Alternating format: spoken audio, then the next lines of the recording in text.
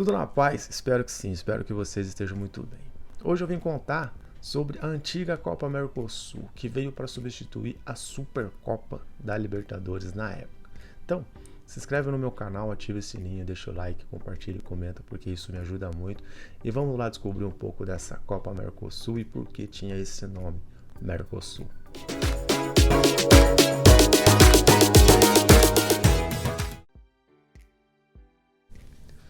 Muito prazer, eu sou Fernando Martinelli aqui do canal História do Esporte. Hoje eu vim contar para vocês sobre a Copa Mercosul. A Copa Mercosul que veio para ser um campeonato secundário na década de 90 para começo da década de 2000. Ela começou em 98, 97 não teve nenhum campeonato secundário rolando, né? Porque a extinta Supercopa da Libertadores, já fiz um vídeo sobre esse torneio, vou deixar nos cards para você dar uma olhada, é sempre aqui em cima, aqui ó, para vocês ir lá depois do vídeo dar uma clicada. E se pá também eu deixo no comentário fixado aí embaixo para vocês darem uma clicada depois do vídeo e assistir como rolava a Supercopa da Libertadores. Por que Copa Mercosul? A Copa Mercosul era formada pelos países do Mercosul, né? Que eram Argentina, Brasil, Paraguai e Uruguai, além do Chile. A Bolívia também era uma das participantes do Mercosul naquela época, mas a confederação não recebeu o convite para poder participar desse Mercosul, então era só esses cinco, que eu citei, né? Os cinco clubes que participavam desse torneio. E assim ficou, né? Argentina, Brasil, Paraguai, Uruguai e Chile. A Bolívia veio entrar na Copa Merconorte, né? Que é hoje a Sul-Americana. Aí o Mercosul foi extinto, né? A Copa Mercosul foi extinta e entrou. Garanto que vocês também nem sabiam, né? Devem estar se perguntando: pô, Fernando, mas que é Copa Merconorte, né? É a Sul-Americana. A Sul-Americana tem esse nome, né? Que é devido para juntar os outros países, né, do continente, como Peru, a própria Bolívia, que não fazia parte do Mercosul, mas não recebeu o convite para disputar a Copa Mercosul. E dali então veio esse torneio, né? Copa Merconorte, mas nada mais nada menos que é a Sul-Americana. Por que organizadora Traffic? A Traffic, muitos não vão se lembrar. A Traffic era um patrocinador que começou a patrocinar forte o futebol sul-americano aqui. E foi ela que bateu ali: vamos fazer um torneio sul-americano para ser aí um torneio depois do semestre, porque tinha, como eu já disse, tinha Supercopa, tinha Comebol, mas os clubes, principalmente os clubes grandes da América do Sul, não davam valor. O que a Traffic fez? Conversou com a Comebol, né? Deram um tete a tete ali e resolveram fazer a Copa Mercosul, chamando os 5 países, né? E os clubes desses 5 países, os principais 5 países. A primeira transmissão, quem transmitiu, ninguém vai se lembrar, mas foi o SBT que transmitiu em 98. Foi a emissora SBT que hoje transmite a Libertadores da América, transmite a Champions, né? E muitos aí não falam, às vezes não sabiam, né? Pensam: nossa, o SBT transmitindo o Campeonato Sul-Americano, né? Transmitiu a Copa América. Então, mas lá atrás o SBT já tentou aventurar, mas naquela época era muito difícil combater a Globo, era muito complicado, né? Bater de frente com a Globo sobre esporte, principalmente o futebol aqui no país. Então, mas a primeira edição veio com o SBT transmitiu em 98 a primeira edição da Copa Mercosul. Depois veio a Band, aí mais tarde veio a Globo. Ficou Band e Globo, as duas transmitindo o campeonato Mercosul, a Copa Mercosul. O critério era bem assim estranho, porque a Traffic junto com a Comebol faziam sobre quem tinha a torcida maior.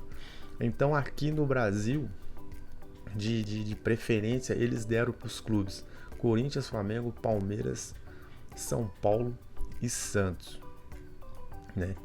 Eles pegaram, além da torcida, né, de ter uma grande torcida, eles pegaram do ano anterior como eles se classificaram, como eles estavam no ranking nacional. E deram mais 2 vagas, né? E essas 2 vagas, teoricamente, seriam para o Internacional e o Cruzeiro. Ficou para o Cruzeiro e para o Grêmio. Aí ficaram 7 clubes brasileiros. Só que em 99 o Grêmio saiu e entrou o Atlético Mineiro junto com o Santos. Aí depois o Atlético Mineiro saiu e o Grêmio retornou para as 2 últimas edições. Era critério bem cabuloso para eles entrarem na competição, né, disputarem a competição, mas o que falava muito alto era o valor da premiação, né? O campeão levava nada mais, nada menos que mais de 4 milhões de dólares na época. Como eu disse, o vice levava 3,1 milhões de reais. Então, na época, para os clubes brasileiros, era uma quantia muito boa para se vencer, até mesmo para o vice, né? Lógico que não quer ser vice, mas era uma boa grana, né? Para eles poderem ali pagar os jogadores, as dívidas e coisa e mais. Mas era por isso que os clubes levavam mais assim adiante a competição. Era bem difícil de você entender quem ia participar ou não. Era como se fosse a Superliga que os clubes europeus inventaram. Era times fixos e 2 ou 3 mudavam. E assim foi no Brasil. O Brasil era os 5 fixos: Flamengo, Vasco, São Paulo, Palmeiras e Corinthians. E os times que, tirando o Internacional e o Atlético, que chegou a participar, o Internacional não participou desse campeonato, foi só o Grêmio e o Santos, mas assim eles revezaram. Mas eram 5 times do Brasil que eram fixos e não saíam de jeito nenhum, poderiam nem se classificar para a próxima fase, que ficavam ali fixos ali. Então não tinha um critério para eles saírem, mas só ficavam ali e pronto, não tinha como tirar eles. Era assim que funcionava a Copa Mercosul. Para ficar um pouco mais claro como seriam as vagas. Na época, o presidente do Flamengo, Kleber Leite, ele deu uma declaração por jornal assim: o campeão entra na vaga de Grêmio ou Cruzeiro. Depende de qual for a pior performance. Os outros 5 não podem ser rebaixados. Isso foi dito no Jornal do Brasil no dia 4 de maio de 2000.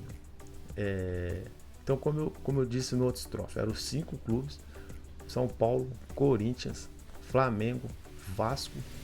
Eles não poderiam sair rebaixados. Então, ficava ali entre o Santos, o Grêmio e o Atlético Mineiro. O Internacional nem sequer era citado, né? Internacional e Atlético Mineiro nem era citado.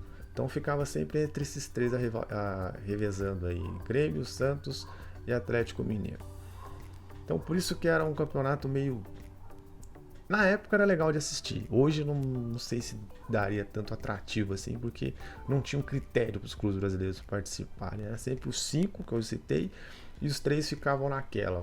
Depende da classificação do Campeonato Brasileiro, não tinha um critério legal. Era mais pelo dinheiro mesmo e pronto, né? Os clubes participavam mais por causa do dinheiro, porque tinha que preencher a grade de transmissão das emissoras de televisão.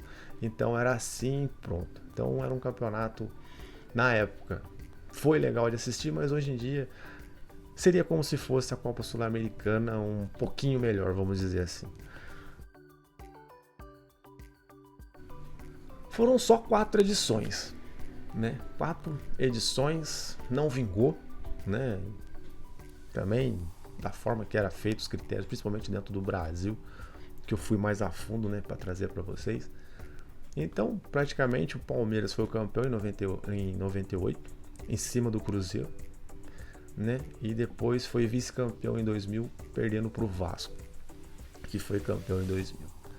Depois o Flamengo foi campeão em 99 e vice em 2001, perdendo para o São Lourenço. São Lourenço foi o único clube fora assim dos brasileiros que chegou na final e ganhou. De resto, das 4 edições, foram 3 brasileiros que venceram, e também das 4 edições teve um brasileiro na final.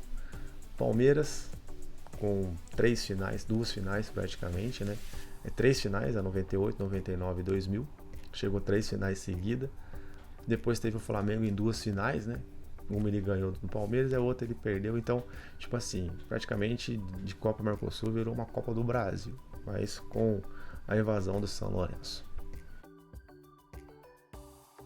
E para encerrar, né, a Copa Mercosul, para falar mais rápido aí, porque o vídeo ficou um pouco, eu não queria que o vídeo ficasse tão longo, mas acabou ficando, né? Umas curiosidades bem legais que teve nessa Copa Mercosul. O Palmeiras, como eu disse, chegou em 3 finais seguidas. Foi o time que mais chegou em finais e das 3 finais ganhou uma. As 4 edições da Copa Mercosul teve disputa de todos, foram times brasileiros chegaram na final. As 3 primeiras finais, Palmeiras chegou, ganhando uma e perdendo 2. Depois o Flamengo, que além de perder uma, chegou contra o São Lourenço. Então, das 4 edições tivemos times brasileiros. O lateral Arce, das 3 finais que ele participou com o Palmeiras, ele marcou gols. E tivemos um dos maiores jogos de todos os tempos, né, que foi a final de 2000, onde o Palmeiras no Palestra Itália estava ganhando de 3-0 e o Vasco virou no segundo tempo para 4-3, se eu não me engano, com um jogador a menos ainda, e virou aquele jogo. Foi um jogo, sim, maluco, que ninguém esperava que o Vasco iria virar, porque o Palmeiras no primeiro tempo massacrou o Vasco, mas o Vasco tinha um tal de baixinho chamado Romário. Espero que vocês tenham gostado. Eu trouxe a Copa Mercosul primeiro porque me pediram para fazer a Copa Sul-Americana. Então nada melhor do que trazer a Copa Mercosul para no próximo vídeo falar da Copa Sul-Americana. Meu último vídeo, fique com uma indicação para vocês, card da Supercopa da Libertadores, para você dar uma entendida da onde veio a Copa Mercosul e qual torneio que a Copa Mercosul substituiu. O vídeo ficou longo, peço desculpa para vocês porque tinha que explicar esse negócio de critério de como eles eram classificados ou não, mas espero que vocês tenham gostado. Comentem embaixo, fiquem com Deus, até o próximo vídeo agora, quarta-feira, Copa Sul-Americana. Fui!